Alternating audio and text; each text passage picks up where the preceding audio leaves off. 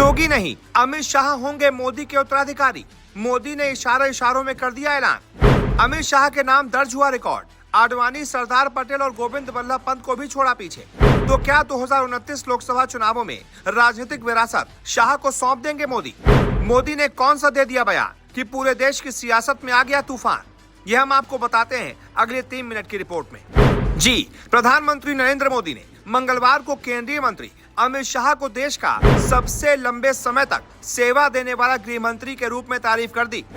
इसके साथ ही पीएम मोदी ने कहा कि ये उनके लिए सिर्फ एक शुरुआत भर है, अभी तो और आगे जाना है। पीएम मोदी के इस बयान के बाद बीजेपी में इस बात की अटकलें लगाई जाने लगी हैं कि शाह को यह समर्थन केवल तारीफ भर नहीं है। पीएम मोदी कुछ भी करते हैं, उसके पीछे बहुत दूरदर्शी सोच होती है।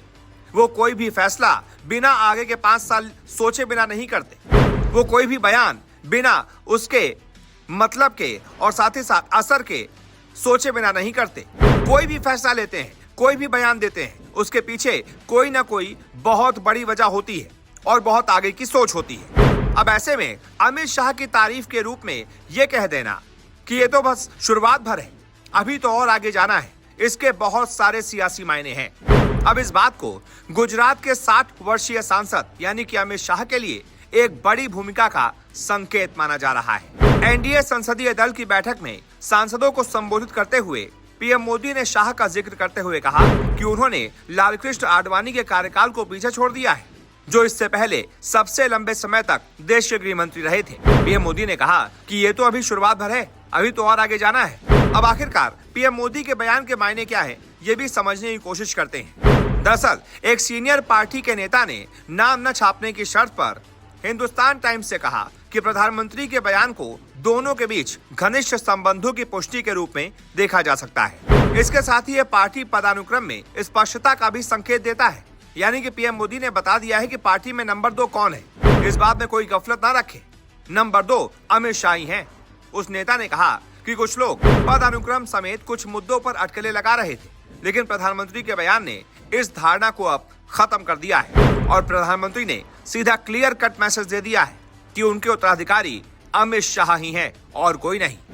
रिपोर्ट के अनुसार पार्टी के एक दूसरे वरिष्ठ नेता ने नाम न छापने की शर्त पर बताया कि प्रधानमंत्री का समर्थन शाह की क्षमता और योग्यता को मान्यता देता है। गृह मंत्री के रूप में उन्हें वामपंथी उग्रवाद को कम करने, आतंकवाद के वित्त पोषण पर लगाम लगाने का श्रेय दिया जाता है। जम्मू कश्मीर से अनुच्छेद 370 को हटाने, समान नागरिक संहिता जैसे वैचारिक सरोकारों को आगे बढ़ाने में अमित शाह सबसे आगे रहे हैं। इसके साथ ही वो संघ की विचारधारा में नहीं थे और अपने राजनीतिक निर्णय लेने में व्यावहारिक हैं। पिछले 2 दशक के दौरान नरेंद्र मोदी और अमित शाह की जोड़ी देश की राज्य के बाद केंद्र की राजनीति में एक मजबूत और प्रभावशाली साझेदारी के रूप में उभरी है। दोनों राजनेताओं का रिश्ता गुजरात में शुरू हुआ। प्रधानमंत्री के लंबे समय से विश्वास पात्र रहे शाह ने गुजरात में मोदी के साथ मिलकर काम किया। ये जोड़ी बीजेपी की रणनीति से लेकर सफलता का आधार रही है। शाह ने मोदी के नेतृत्व में गुजरात में बीजेपी को मजबूत करने में अहम भूमिका निभाई और अब उसका फायदा उनको इस रूप में मिल रहा है कि प्रधानमंत्री मोदी सरेआम उनको अपने अपना उत्तराधिकारी बता रहे हैं। ऐसे में आप बताइए, इस बारे में आपकी क्या राय है? क्या 2029 लोकसभा चुनाव से पहले पीएम मोदी अपनी राजनीतिक विरासत अमित शाह को सौंप देंगे? क्या वो उन्हें प्रधानमंत्री पद की कुर्सी सौंप देंगे? जो भी आपकी राय हो, कमेंट करके बताएं।